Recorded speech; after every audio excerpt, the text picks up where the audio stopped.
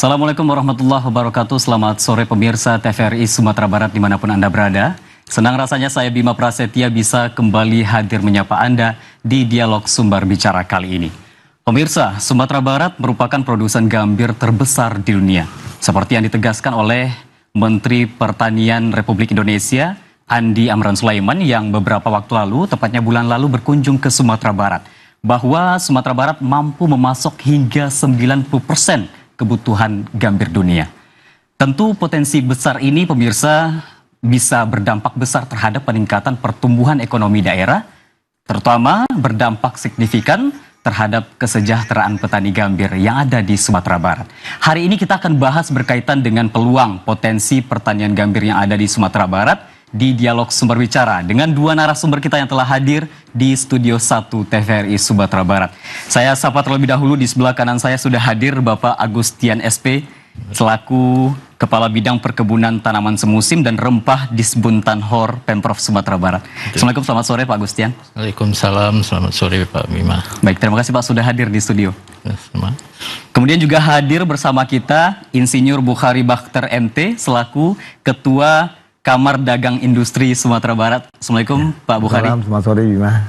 Terima kasih Pak sudah hadir di studio. Terima kasih undangannya. Baik, berbicara mengenai peluang potensi gambir, Pak Agustian dan Pak Bukhari, tentu seperti yang ditegaskan oleh Kementerian Pertanian ini sangat besar potensinya di Sumatera Barat karena kita bahkan 90%-nya dipasok oleh sumber kebutuhan gambir dunia. Saya ingin meminta gambaran terlebih dahulu melalui Pemprov seperti apa potensi gambir kita sebetulnya di Sumbar ini, Pak Agustian. Terima kasih Bang Bima ya. Iya, betul. Terima kasih apa yang disampaikan Bang Bima itu memang betul terkait dengan komoditi gambir. Komoditi gambir ini sebagian para permisa kita mungkin belum kenal apa yang dikatakan gambir. Iya. Sebagaimana kita ketahui bersama, gambir itu merupakan tanaman komoditi perkebunan yang tergolong tanaman rempah. Ya. Artinya tanaman yang berbentuk perdu. Nah, yang kemudian boleh dikatakan spesifik. Spesifiknya karena topografinya itu atau habitatnya petanaman itu di daerah perbukitan. Ya. Nah, itu memang sudah kita kenal semenjak nenek moyang kita. Kemudian di topografinya itu yang agak miring, bahkan boleh dikatakan miring. Kemudian dia mempunyai spesifik lain, yaitu tanaman gambir itu menghasilkan untuk bahan-bahan, terutama untuk bahan industri. Itu menurut hasil penelitian. Kemudian bahan yang terkait dengan semacam bahan makanan. Kemudian ada juga dengan terkait dengan bahan industri seperti pembuatan penyamak kulit, kemudian untuk kosmetik, ada juga yang untuk skincare, penghalus kulit dan lain-lain. Nah, di samping itu juga dipergunakan sebagai obat tradisional. Yeah. Dan sebagai makanan penyirih bagi orang-orang tua kita dahulu. Nah, kemudian kita lihat dari sebelum kita mengkaji peluang, tentu kita lihat dengan apa yang potensi. Nah, tadi sudah disampaikan juga terkait dengan potensi kebutuhan gambir dunia itu 80% dipasok oleh Indonesia. Dari 80% itu 90% diproduksi di Sumatera Barat. Yeah. Nah, bayangkan potensi yang akan kita kembangkan. Kemudian yang kedua, produksi gambir tersebut diproduksi di beberapa kabupaten. Pertama kabupaten 50 kota. Kemudian kabupaten pesisir selatan.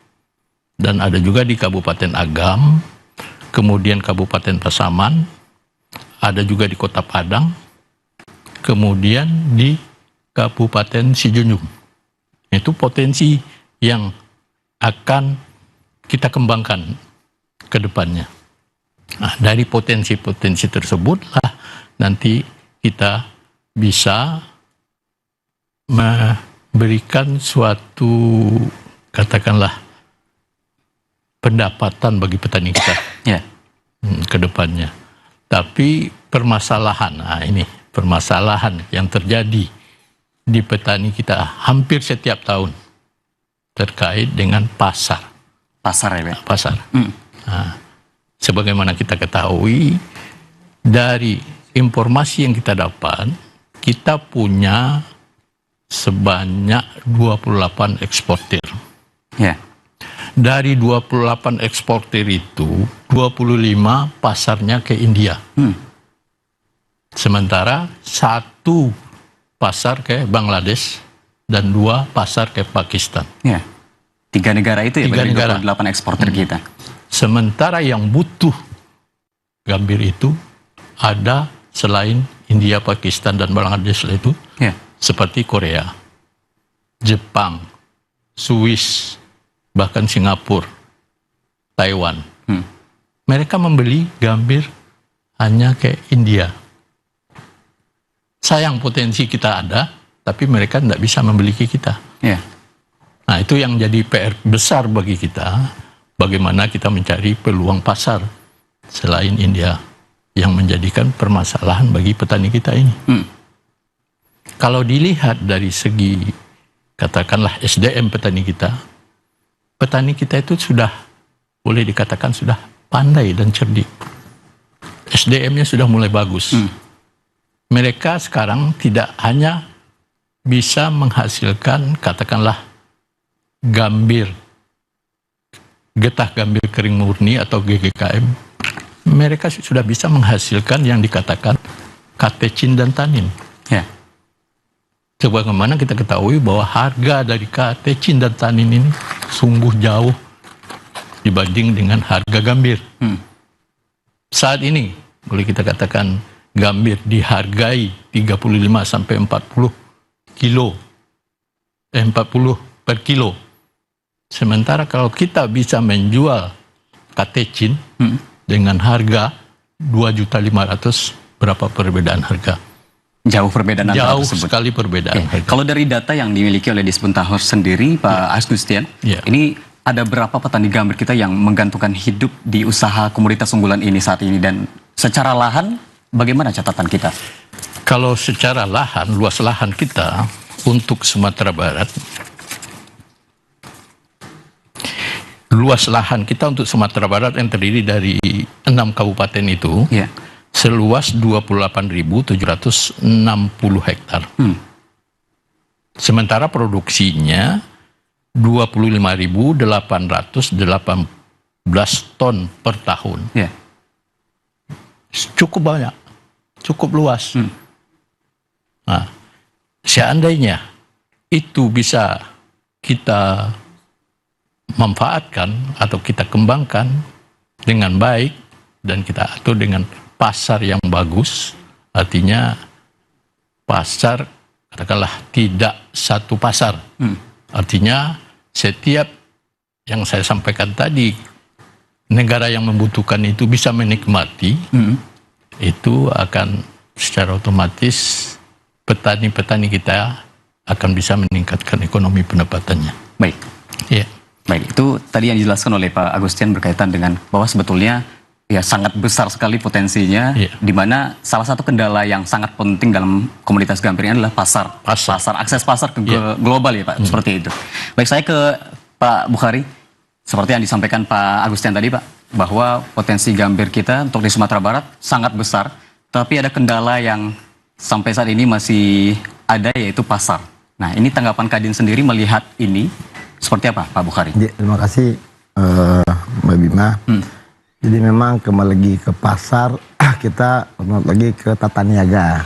Tata niaga dari mulai tadi Pak Agustian juga menyampaikan, dari mulai lahannya, petaninya, sampai dia ke pembeli, ke buyer. Nah, ini memang dalam dunia perdagangan, itu kan biasanya kan buyer itu ada quantity, ada quality gitu. Ya, betul. Nah, dua ini yang perlu kita kembalikan ke tata niaganya lagi gitu loh. Tata niaganya lagi, gimana tadi memang Pak Gusali menyampaikan juga, memang gambir ini susah nanamnya. Di lereng begitu longsor habis semua Pak ya. Nah, itu yang perlu mungkin ada identifikasi mengenai lahan, ada perkembangan juga mengenai teknologi pertaniannya, termasuk bibitnya, benihnya, sampailah dia ke suatu produksi tadi yang 25 ton Pak ya. Per tahun itu bisa meningkat. Nah, kalau tadi Pak Agus menyampaikan 25.000 ton per tahun di bawah lebih kurang area 25.000 hektar Pak ya. Berarti kan masih lebih kurang 1 ton per hektar. Nah, berarti kan ini kalau dilihat dari produktivitas kan masih rendah. Nah, ini mungkin apakah namanya intensifikasi pertanian, apakah menambahkan lahan. Nah, dari hulunya ini mulai kita inikan gitu loh. Nah, supaya nanti begitu ini dipertingkatkan, otomatis petani juga bisa menggarap lahan lebih banyak lagi. Nah, kembali ke harga tadi kan, kalau bilang tadi 35.000, mungkin dengan semakin banyaknya sapi, otomatis harga mungkin bisa naik, demand makin tinggi. Nah, dan memang nanti begitu kita udah mencapai ini, nah tata niaga berikutnya adalah hilirisasi. Memang sangat dibutuhkan turunan itu tadi karena nilai harganya sangat-sangat signifikan. Nah, makanya kalau kita lihat sekarang di Presiden Pak Prabowo, namanya Kementerian Investasi dan Hilirisasi. Saya pernah mendengarkan pidato Pak Rosan, hilirisasi itu bukan hanya masalah mineral, tapi termasuk pertanian dan perikanan, di mana itu tujuannya adalah meningkatkan taraf hidup petani atau nelayan. Nah, ini yang perlu kita duduk bersama-sama dengan pemerintah, dengan akademisi juga, ya kan, gimana budidaya gambir ini bisa lebih baik lagi. Nah, terakhir barulah di ujungnya di pembeli dibayar. Nah, dengan kita bisa menghasilkan kuantiti dan quality yang terukur, lebih gampang kita mencari bayar gitu loh. Nah, apalagi ini kan terkait perdagangan global, atau kalau sekarang persaingan global. Nah, kalau kita punya kualitas yang bagus, pasti bayar akan berebut ke kita. Dan ini akan memudahkan kita untuk mendapatkan bayar direct dari terutama luar negeri ya ke kita. Nah, terus apa? Rantai ini akan memberikan nilai tambah untuk kesejahteraan petani dan pertumbuhan ekonomi Sumatera Barat itu. Artinya selain di hulu, hilir dalam bentuk hilirisasinya pun juga perlu ditingkatkan ya Pak Bukhari. Betul, ya, betul. Karena nilainya sampai 100 kali lipat. Ya, betul. Sejauh ini eksportir kita seperti yang disampaikan Pak Agustian tadi, dari 28 eksportir kita, 25-nya ke India. Sementara 2 lagi ke Bangladesh dan juga Pakistan. Ada yang ke Pakistan 1 lagi Pak. Masih 3 negara, terpaku 3 negara ini. Mungkin peluang-peluang yang lain kalau Kadin melihat apa sebetulnya masih banyak yang bisa diakses lagi Pak Bukhari? Jadi sebenarnya India ini ya kalau dari berita-berita nasional ya dunia itu akan menjadi negara terbesar keempat atau kelima lah. Jadi wajar saja kalau secara bisnis dia akan menguasai pasar. Nah, makanya kita di Indonesia juga pemirsa harus berpikir juga nih, bagaimana ini gambir mempunyai nilai tambah dan mencari bayar baru. Nah, makanya saya terpikir tadi Pak Gusali menyampaikan juga dulu tuh sebenarnya perdagangan internasional itu dulu dikuasai Singapura. Nah, teman sekarang era persaingan global, barang perdagangan ini udah Cina udah derek, India juga udah derek. Nah, ini yang perlu kita buka jaringan lagi. Apakah kita buka lagi dengan Singapura, B2B, G2G pemasaran Singapura, nanti Singapura yang mencarikan bayar di Amerika atau di Eropa. Nah, ini yang mungkin harus nanti dari Kadin Indonesia insya Allah akan mensupport kita untuk mencarikan bayar-bayar potensial. Baik, saya ke Pak Agustian kembali. Beberapa waktu lalu, tepatnya bulan lalu, Bapak Menteri Pertanian itu berkunjung ke Sumatera Barat. Bahwa beliau menyampaikan seperti yang saya jelaskan tadi, bahwa ini potensinya sangat besar gambir ini. Hanya saja mungkin dari hal pengolahan dan sebagainya belum maksimal seperti itu. Dan beliau berencana kalau bisa ada pabrik, pabrik khusus industri gambir di Sumatera Barat ini tentunya.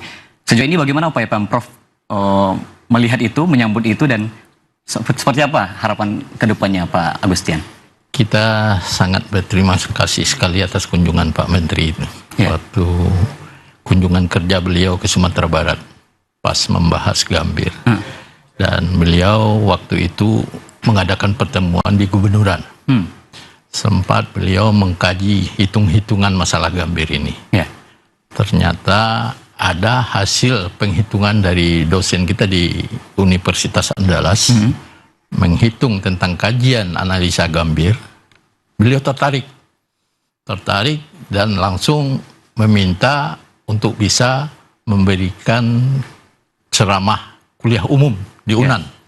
Waktu itu selesai acara di gubernuran jam 12, beliau langsung ke UNAN mengadakan pertemuan untuk mengadakan kuliah umum dengan mahasiswa dan dosen-dosen. Sempat membahas masalah hitungan-hitungan Gambir ini. Beliau terkejut.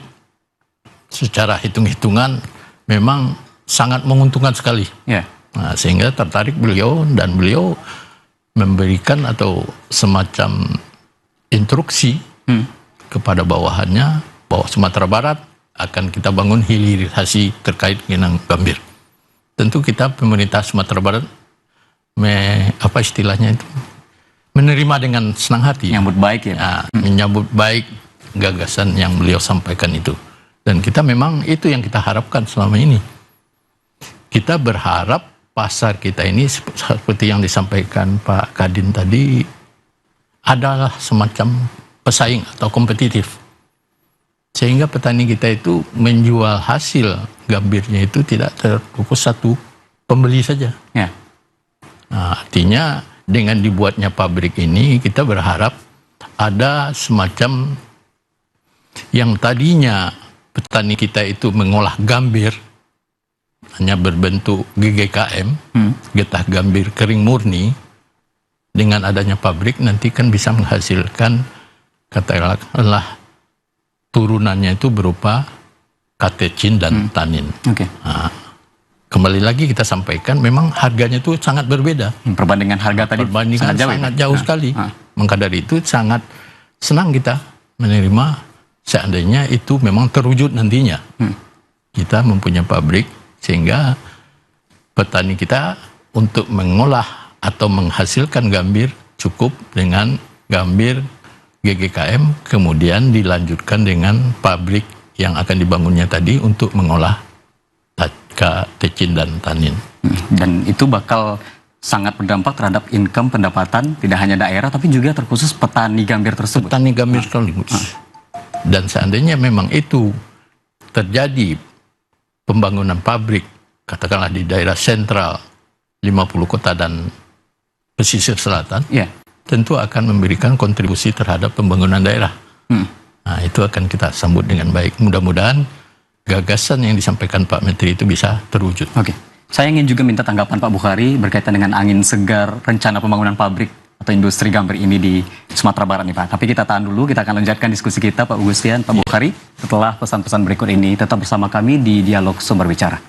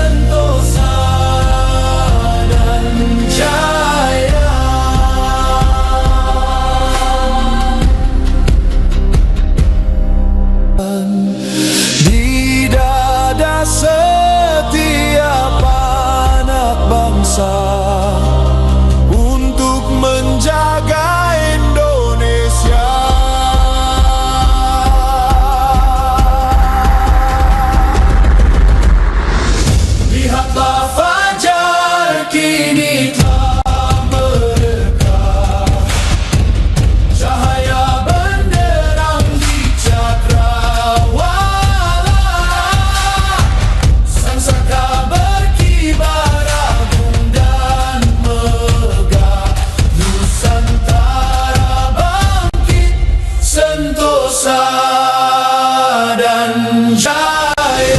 Kita siap bekerja keras menuju Indonesia Emas, menjadi bangsa yang kuat, merdeka, berdaulat, adil dan makmur. Kita tidak mau mengganggu siapapun, kita tidak mau mengganggu bangsa lain, tapi kita juga tidak akan mengizinkan bangsa manapun untuk mengganggu kita.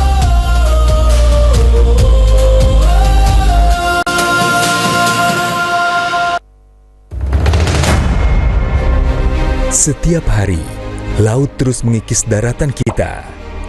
Namun ada benteng alami yang mampu melindungi, mangrove.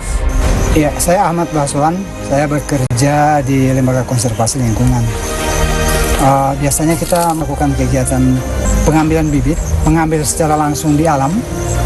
Mangrove bukan hanya penahan abrasi, tapi juga rumah bagi ribuan biota laut, sumber ekonomi nelayan, dan penyelamat bumi dari perubahan iklim. Dan kegiatan biasa kami lakukan di beberapa lokasi yang hutan bakau atau mangrove-nya sudah kritis. Hutan mangrove ini memberikan nutrisi bagi biota laut, terutama ikan. Ketika ada hutan mangrove, biota yang ada di kawasan mangrove ini, biota laut, seperti ikan dan lain-lain itu kan akan berdampak terhadap ekonomi masyarakat, pendapatan masyarakat, sehingga tangkapan ikan semakin banyak ketika hutan mangrove ada. Oleh karena itu kami berharap dan sangat berharap kepada masyarakat di sekitar kawasan mangrove untuk sama-sama menjaga dan melindungi, dan kalau perlu mari kita sama-sama untuk melakukan konservasi mangrove bersama. Menanam mangrove berarti menanam masa depan. Satu pohon hari ini, kehidupan untuk generasi esok. Ayo jaga hutan mangrove, selamatkan dari kerusakan dan abrasi.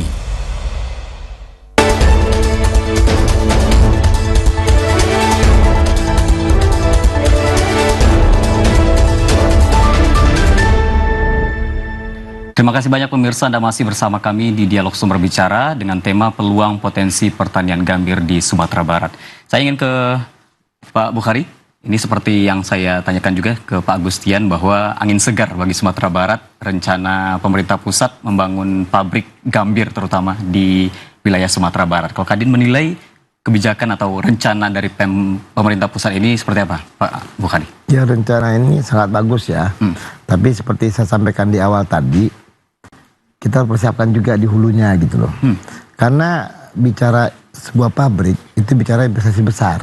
Nah, kedua, kalau mau investasi ini untung dan menarik, memang kembali lagi tingkat produktivitasnya. Kalau dia misalnya kapasitasnya anggaplah misalnya 10 ton per jam.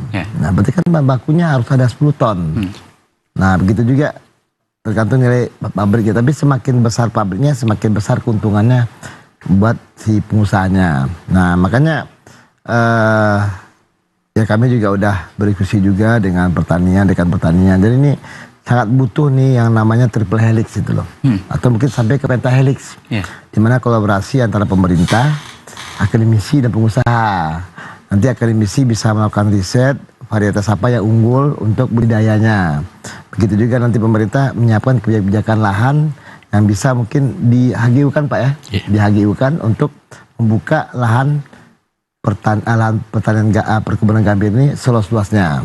Nah, begitu tadi kualitas dan kuantitasnya terpenuhi, insya Allah produksi ini akan meningkat terus, dan ya kembali lagi petani juga jadi sejahtera gitu loh. Betul.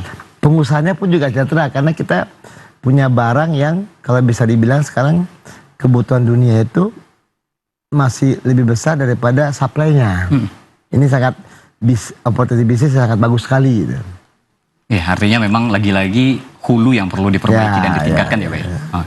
Berbicara mengenai hulu Pak Agustian, ini melalui program-program Pemprov apa yang dilakukan? Karena memang selain ya cara pengolahan dan ini perlu juga bagaimana petani juga harus memastikan lahan yang diolah kemudian produksinya terjamin kualitas dan kuantitasnya, Pak Agustian?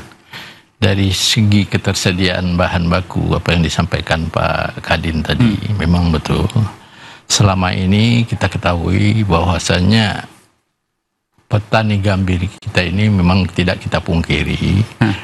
Beliau atau mereka itu berbudidaya masih dikatakanlah secara turun-menurun menurut nenek moyang. Artinya mereka berbudidaya belum menerapkan sepenuhnya budidaya yang baik. Nah, contoh suatu yang seharusnya menurut budidaya itu tanaman itu perlu pemupukan. Nah, kita memang tidak kita pungkiri petani kita memupuk hanya dari bekas kempaan, hasil kempaan, artinya ampas-ampas dari daun gambir yang sudah mereka lakukan pengempaan, itulah yang mereka pupuk.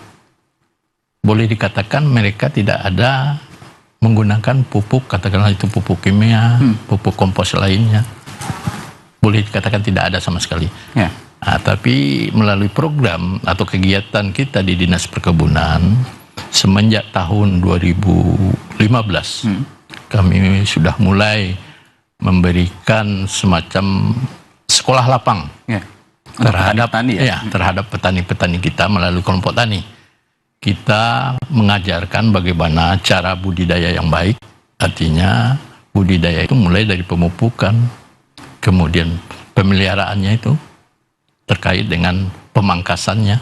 Setelah dipanen, tentu sekali 4 bulan itu perlu dipangkas agar tumbuh tunas-tunas baru yang sempurna. Kemudian juga bagaimana melakukan pengolahan yang baik. Artinya petani itu melakukan pengolahan itu ada tipenya itu, pertama istilahnya pengolahan sistem kempa. Sistem kempa itu sendiri digunakannya dengan alat tradisional.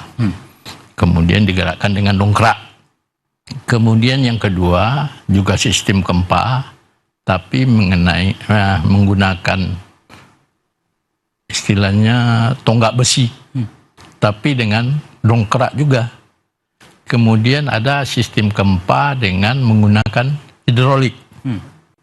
Nah, itu memang membutuhkan kapasitas arus listrik, karena hidrolik tentu motor penggerak istilahnya, apanya listriknya memang besar. Nah, itu bisa digunakan di daerah luar kebun.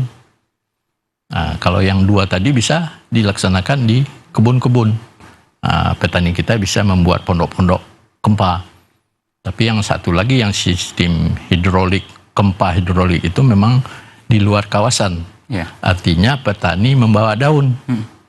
Kemudian yang ketiga ada sistem pengolahan dengan menggunakan mesin. Artinya daun itu tidak dikempa lagi, digiling dengan menggunakan sistem ulir. Nah, kita lihat sistem ini lebih efisien dari menggunakan sistem kempa, karena daun yang digiling itu hancur. Seandainya itu digunakan untuk pupuk, bisa langsung diserap tanaman, tidak lagi perlu pembusukan. Nah, kemudian dari segi peningkatan kualitas hasil, nah, kita sudah memberikan pembelajaran kepada petani kita bagaimana menghasilkan gambir yang baik. Artinya terbebas dari yang dikatakan gambir bercampur dengan tanah, dengan pupuk. Nah, itu sudah kita ajarkan.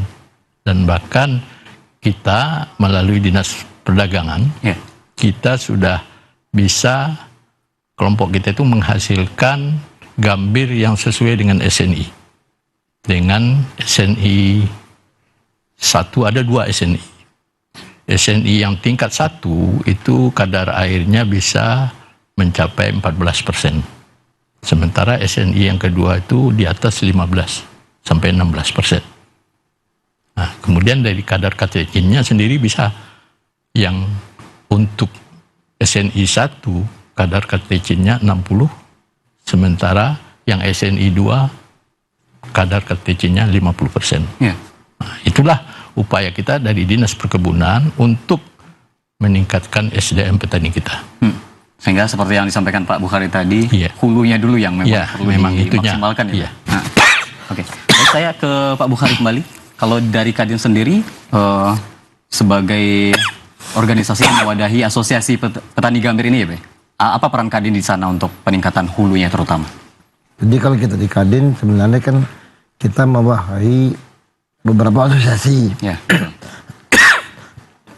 Salah satunya itu adalah GPI, Gabungan Pengusaha Ekspor Indonesia. Nah itu nanti yang akan menjembatani dari hasil petani ini untuk dibeli bayar di luar negeri. Oke. Artinya menjembatani ya, Pak ya? Artinya perlu bagaimana peningkatan hulu ini sangat penting ya, Pak. Yeah. Bagaimana budidaya yang baik itu diterapkan oleh petani-petani kita yang ada di Sumatera Barat. Kalau saya juga membaca literasi dari Pemprov sendiri mencanangkan program kampung devisa seperti itu. Yeah. Ya, ini seperti apa teknisnya di lapangan, Pak Agusnya? Kebetulan itu kemarin kita juga ikut rapat itu artinya segmentalnya itu kantor pemeliharaan negara KPBN. Oke. Dan kami juga mendapat informasi bahwasanya itu telah ditetapkan kabupaten 50 kota sebagai kampung devisa. Nah, itu pada prinsipnya juga sama dengan apa yang kita harapkan. Jadi melalui kampung-kampung devisa ini sumber-sumber katakanlah kelembagaan yang bergerak itu bisa menampung atau menyalurkan dari produk-produk petani kita. Yeah. Nah, untuk dipasarkan melalui kelembagaan, wadah kelembagaan. Artinya kolaborasi dengan dinas OPD terkait. Dan ini sudah diberlakukan di kabupaten kota yang berpotensi menghasilkan gambir atau kabupaten tertentu saja? Rencana untuk itu tentu maunya kita di daerah sentra gambir. Oke. Tapi saya mendapat informasi baru daerah 50 kota. Itu kita berharap bisa berkembang ke daerah-daerah sentra gambir yang kita sampaikan tadi. Oke. Baik, Pak Bukhari, ini balik lagi dari Kadin sendiri. Dalam hal mungkin dalam hal perdagangan standarisasi harga ini perlu ada upaya untuk bagaimana harga ini menguntungkan petani terutama. Yeah, betul. Karena memang seperti yang disinggung Pak Agustian di awal, hanya ada satu pembeli. Sementara petani-petani menjual dengan harga yang memang mereka nggak bisa merubah sama sekali dan mau tidak mau harus menjual ke satu orang tersebut, pengusaha tersebut. Yeah. Kalau Kadin sendiri melihat standarisasi harga untuk gambir ini di Sumber, bagaimana sejauh ini Pak Bukhari? Sebenarnya kan di Dinas Perdagangan itu sudah ada namanya program lelang komoditi ya Pak ya. Oke. Lelang komoditi. Sudah itu disupport juga oleh Bapepti dengan adanya resi gudang. Ya. Jadi sebenarnya khusus produk komoditi ekspor. Nah ini menjadi peluang yang untuk meningkatkan performa petani. Di mana pada saat dia menanam, dia sudah bisa menjual ke resi gudang. Ya. Nah nanti dari resi gudang itu yang dikelola juga pemerintah juga bisa diadakan lelang komoditi. Berarti apa? Harga yang diterima petani sesuai dengan supply dan demand. Nah makanya tadi begitu ini marketnya sangat bagus, harga akan naik otomatis. Nah petani pun akan semangat membudidayakan atau mengembangkan dari gambir ini gitu loh. Nah ini memang yang kalau nggak salah pergubnya udah ada Pak ya, punya ada. Gimana kolaborasi tadi pemerintah dengan peraturannya, kebijakannya sehingga harga gambir ini bagus dan nanti Kadin juga akan bertugas mencarikan bayar-bayar baru gitu loh. Yeah. Karena menurut pengalaman kami ya terutama di Sumatera Barat ini kita banyak produk komoditi ekspor unggulan. Nggak hanya gambir sebenarnya. Coklat, Sawit. Kopi, ya sawit tuh udah apa ya, sudah sangat menarik lah. Yeah. Nah, tapi kayak sekarang itu ya Pak Kak, coklat itu susah loh nyarinya. Harga sempat naik. Ya. Karena memang untuk komoditi unggulan ini Pak, memang biaya perawatannya lebih susah. Nah ini mungkin insentif atau apa yang dilakukan kepada petani supaya mereka semangat buat mengembangkan komoditi ekspor ini, sehingga mempunyai daya saing yang ada harga jual yang baik gitu. Artinya insentif juga perlu ditambah. Makanya tadi menarik itu kampung devisa tadi itu gitu loh. Jadi kalau dia udah punya barang komoditi ekspor, otomatis devisanya itu bagus saja. Oke, baik. Kita akan lanjutkan diskusi kita, Pak Gustian dan Pak Bukhari. Kita tahan terlebih dahulu. Kita akan kembali setelah pariwara berikut ini. Tetap di Dialog Sumber Bicara.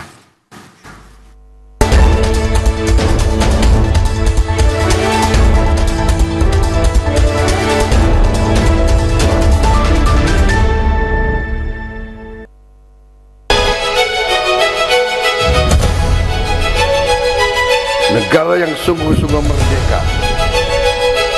Merdeka dari kemiskinan. Merdeka dari kelaparan. Merdeka dari penderitaan. Dan itu bisa kita capai. Dan itu insya Allah akan kita capai bersama-sama.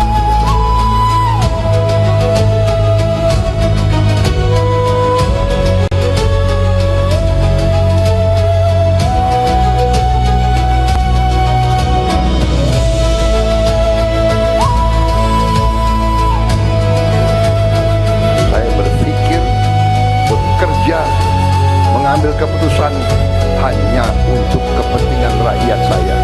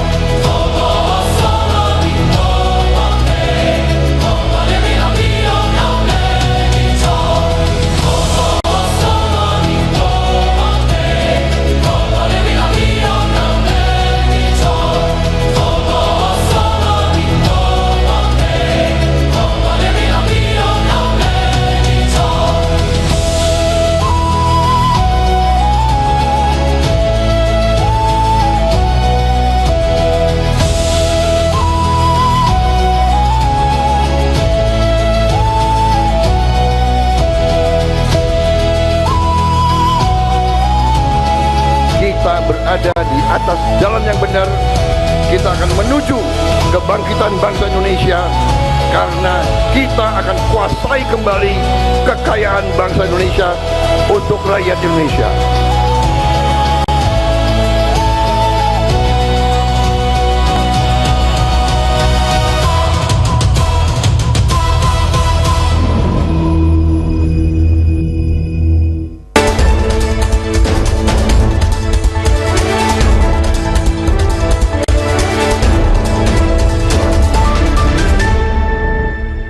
Terima kasih banyak saudara Anda masih bersama kami di Dialog Sumber Bicara, masih berkaitan dengan peluang potensi pertanian gambir di Sumatera Barat.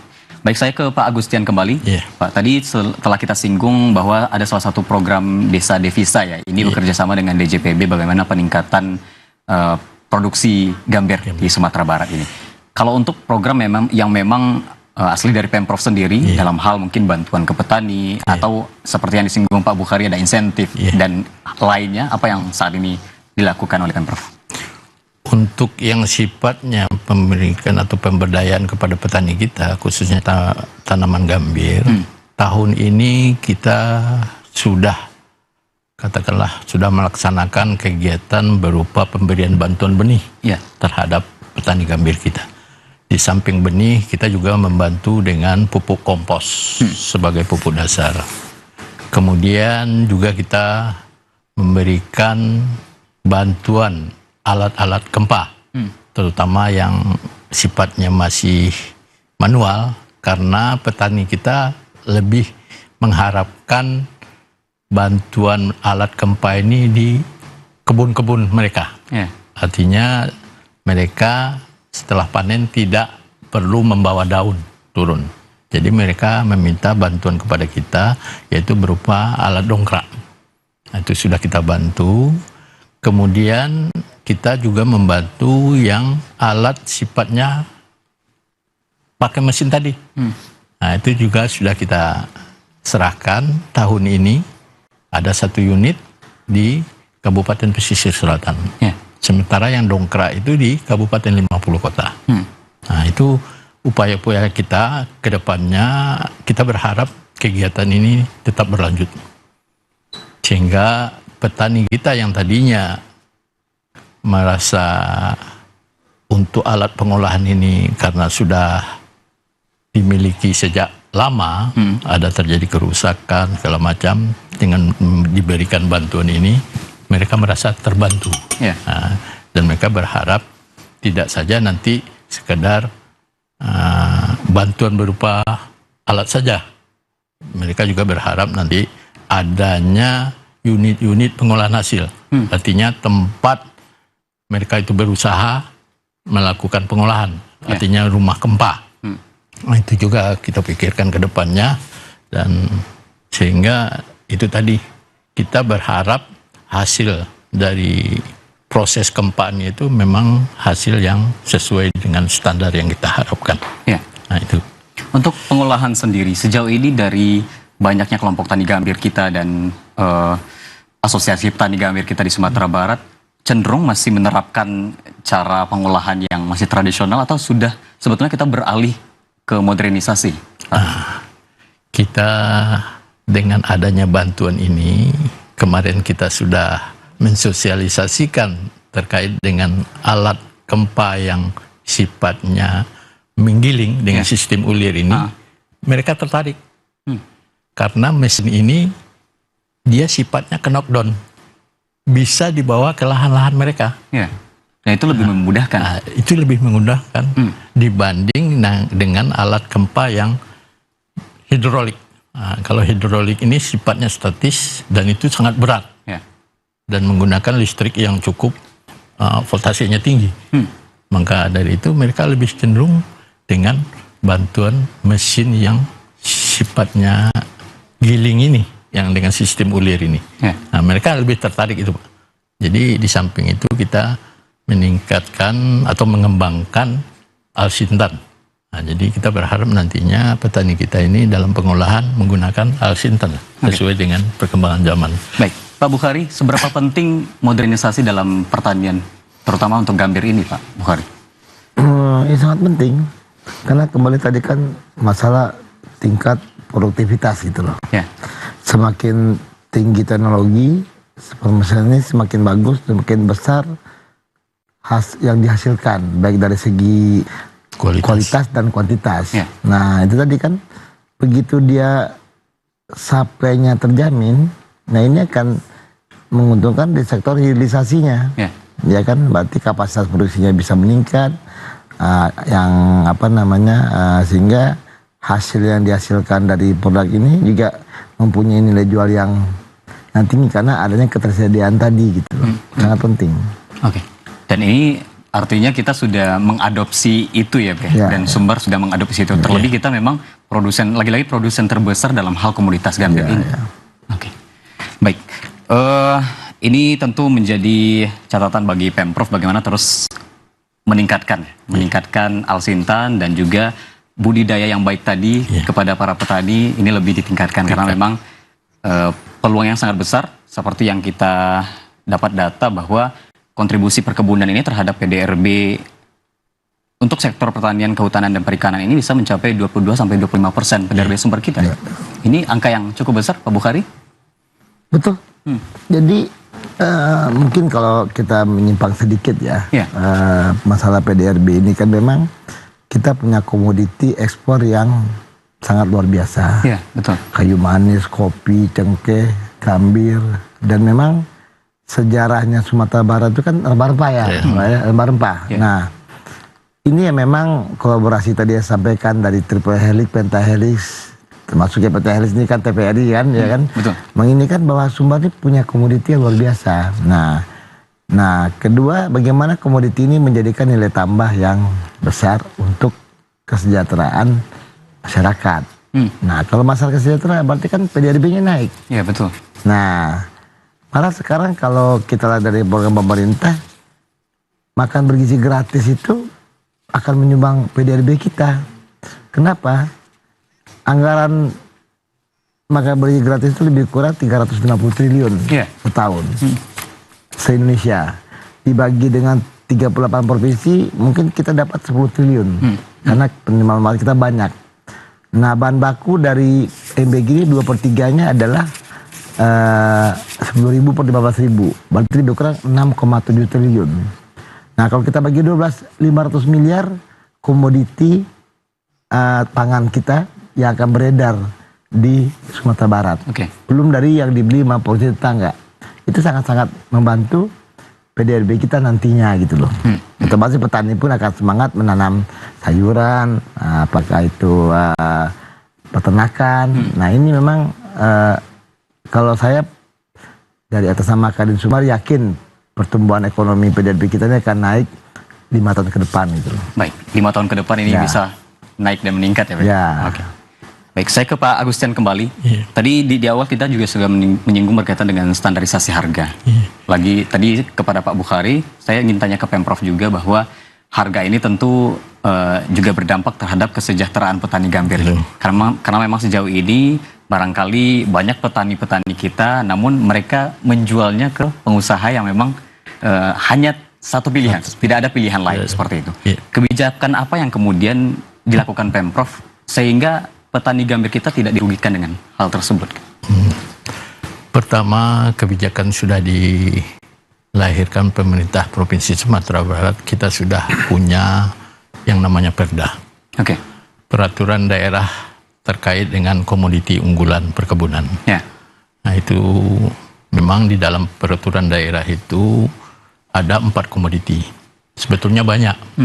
Kenapa 4? Karena 4 komoditi ini waktu itu memang terjadi permasalahan. Karena harga terlalu anjlok seperti kelapa sawit. Maka keluarlah kebijakan ini. Maka lahirlah kebijakan ini atas inisiasi anggota dewan. Dan untuk menindaklanjuti itu dari 4 komoditi itu, pertama kelapa sawit, kemudian karet, kemudian kakao, dan terakhir gambir. Yang sudah kita tindak lanjuti dengan peraturan gubernur yaitu komoditi gambir. Nah, itu kita sudah tindak lanjuti dan kita berharap di komoditi gambir ini kita mulai dari hulunya tadi. Kita sampaikan tadi bagaimana kita membuat tata kelola komoditi gambir ini dengan baik. Tadi kita sampaikan mulai dari budidayanya. Bagaimana cara budidaya yang baik, kemudian cara pengolahan yang baik. Artinya pengolahan baik ini menghasilkan gambir yang sesuai dengan standar SNI itu. Kemudian bagaimana kita nantinya melakukan seandainya itu memang dibutuhkan tapi terkait dengan harga juga, memang di dalam peraturan gubernur sudah kita tetapkan untuk penetapan harga gambir yang GGKM. getah gambir kering murni, bukan dalam bentuk katechin dan tanin. Ya. Nah, yang kita butuhkan nanti di GGKM itu punya standar SNI-nya. Nah, itu kita tetapkan nanti melalui tim yang ditetapkan oleh SK Gubernur. Nah, kemudian selanjutnya kita juga berharap menumbuh kembangkan sifatnya ini kelembagaan. Jadi kedepannya kita berharap petani kita berharap nanti bisa bergabung dalam kelompok tani, kemudian membentuk koperasi. Koperasilah nanti yang akan bermitra dengan eksportir. Nah, itu yang kita tuangkan di dalam peraturan gubernur itu. Sehingga nantinya ekspor kita yang ada ini bisa nanti bantuan dari Kadin untuk mempunyai akses keluar ke negara-negara yang membutuhkan. Ya. Itu kedepannya dari program kita pemerintah Sumatera Barat. Baik, saya memperkuat kemitraan ini yang Memperkuat juga sangat kemitraan penting ya, Pak. kelembagaan. Oke, baik, saya ke Pak Bukhari kembali. Ini berkaitan dengan barangkali kita berbicara mengenai pertanian, karena pertanian ini bisa saja identik petani kita dari secara usia mungkin sudah berusia mungkin tua seperti itu. Bagaimana Kadin melihat minat anak muda dalam hal petani? Karena memang untuk kelanjutan potensi gambir kita tentu petani-petani ini juga dari sektor anak muda perlu ditingkatkan seperti itu. Apakah minat anak-anak muda untuk bertani saat ini cenderung tinggi atau bagaimana Pak Bukhari melihat? Harapannya cenderung tinggi ya. Tapi memang ini kan kita harus laksanakan beberapa proses. Ya. Jadi memang kalau nggak salah saya itu kan memang ada program petani milenial. Nah, kembali lagi kalau menurut pendapat kami dari Kadin, anak muda sekarang tamatan sarjana sebenarnya mereka punya banyak pilihan. Ya. Mereka bisa kerja di kantor atau di kota atau mereka kembali ke desa. Karena pasti di kampung mereka itu banyak peluang pertanian yang bisa mereka kelola. Kalaupun mereka nggak punya lahan, mereka bisa mengolah lahan tetangga mereka. Nah, ujungnya apa? Mereka bisa jadi pengumpul, bisa jadi trader. Nah, trader. Nah, dari situlah nanti kalau dihitung, tadi kan Pak Kadin sudah kasih kuncinya tuh, 35 juta, 36 juta, 1 ton 1 hektar. Berarti kan 3 juta satu bulannya mereka dapat penghasilan dari situ. Mungkin dengan anak muda yang lebih gigi, lebih gesit bisa jadi 2-3 kali lipat. Nah, belum mereka ambil nanti dari sesi perdagangannya. Nah, mereka mungkin bisa ambil hasil tani dari tetangga, pertanian mereka kumpulkan, mereka bawa ke kota, mereka carikan buyer. Apalagi anak muda sekarang udah paham teknologi ya. Nah, mereka bisa cari itu di mana bayarnya coklat siapa, ya, bayar ini siapa, mereka bisa lihat fluktuasi harga dan mereka udah bisa jadi pengusaha. Dan saya yakin take home pay mereka lebih tinggi daripada mereka bekerja di perkantoran atau di perusahaan. Oke. Gitu loh. Harusnya ini juga jadi ladang yang menguntungkan bagi anak muda ya, seharusnya ya Pak ya? Ya harusnya. Potensinya. Tadi kan ada pertanyaan Pak Bima ke ini kan. Nah, kita pengusaha juga dengan pengusaha yang existing sekarang ini yang ngurus gambir, kita tidak perlu berlawanan atau bersaing. Justru kita kuncinya mitra, berkolaborasi. Jadi mereka juga secara mereka udah investasi, mereka juga nyaman. Kita juga dibeli pulang berusaha. Nah makanya termasuklah peran anak muda. Saya selalu menghimbau kembali ke desa, karena kan mereka tuh kalau bisa dibilang anak muda sekarang tuh di kampungnya tuh agent of development. Ya, betul. Karena dia yang bisa menguasai daerahnya dia gitu loh. Nah, kita kan banyak isu masalah pertanian ini, termasuk masalah tanahnya Pak ya. Segala macam. Nah, harapannya yang muda ini ya tanda kutipnya, saya berusaha di kampung saya kok dihalang-halangi gitu loh. Nah, ini yang agent development saya lihat dari anak muda ini harus mengambil peran gitu loh. Oke, baik. Kita tidak terasa sudah hampir berada di penghujung dialog kita pada hari ini. Saya ingin ke Pak Agustian, ini berkaitan dengan peluang potensi pertanian gambir. Mungkin apa harapan ke depan, atau mungkin perlu kolaborasi yang lebih baik dengan Kadin dalam hal pasar tadi, atau seperti apa harapan ke depan dari Pemprov, Pak Agustian? Dari segi peluang bisa kita simpulkan apa-apa yang akan kita terapkan karena peluang sudah nampak. Ya. Pertama, kita bisa melakukan yang dinamakan hilirisasi produk. Ya. Nah, itu sangat penting sekali karena bisa mengubah gambir dari bahan mentah menjadi bahan jadi atau setengah jadi. Betul. Artinya kita tidak lagi memproduksi katakanlah gambir getah kering murni. Bisa menjadi katechin atau tanin atau bahan-bahan industri lainnya. Kemudian perlu pengembangan industri. Yaitu itu tadi. Kita perlu mendirikan pabrik. Ya. Nah, jangan kita berharap aja kepada yang kita ceritakan tadi. Oke. Bisa kita mendirikan pabrik. Kemudian yang ketiga, melakukan inovasi dan riset. Nah, itu kita berharap kepada pemerintah nantinya ada kolaborasi antara pemerintah dengan perguruan tinggi. Baik. Dengan stakeholder yang terkait. Sehingga bisa melahirkan inovasi terhadap kemajuan komoditi gambir kita ini. Oke. Nah, kemudian yang selanjutnya itu pengembangan ekonomi lokal. Kita bisa melahirkan atau meningkatkan SDM petani kita. Termasuk dengan nanti menciptakan lapangan kerja. Kemudian selanjutnya kita juga perlu melakukan pemasaran global. Oke. Baik. Kita harapkan bagaimana dengan potensi yang besar ini sangat berdampak seperti yang disampaikan Pak Bukhari ini bisa 5 tahun ke depan PDRB kita semakin meningkat dan pada akhirnya kesejahteraan petani gambir yang juga akan ikut terdampak. Kita tidak terpaku hanya kepada pasar satu itu tadi. Iya, betul. Nah, bisa menciptakan peluang pasar selain itu. Kemudian yang terakhir kita bisa itu tadi bagaimana kita melibatkan generasi milenial ini dalam berusaha gambir. Nah, sebagai contoh, ini untuk komoditi kopi kita di Sumatera Barat. Ini pada umumnya sudah ditangani oleh generasi muda milenial kita. Ya. Baik. Mereka sudah berusaha membuat KP-KP. Itu pengelolanya generasi muda semua. Ya. Baik, terima kasih banyak Pak Agustian, Pak Bukhari. Tidak terasa kita sudah 1 jam berdialog. Semoga dialog kita bisa bermanfaat dan ini untuk peningkatan gambir komunitas unggulan kita untuk Sumatera Barat ke depan. Baik pemirsa, itulah dialog Sumber Bicara kali ini. Akhir kata saya Bima Prasetya mewakili kerabat kerja yang bertugas pamit undur diri. Assalamualaikum warahmatullahi wabarakatuh. Sampai jumpa. Waalaikumsalam warahmatullahi wabarakatuh.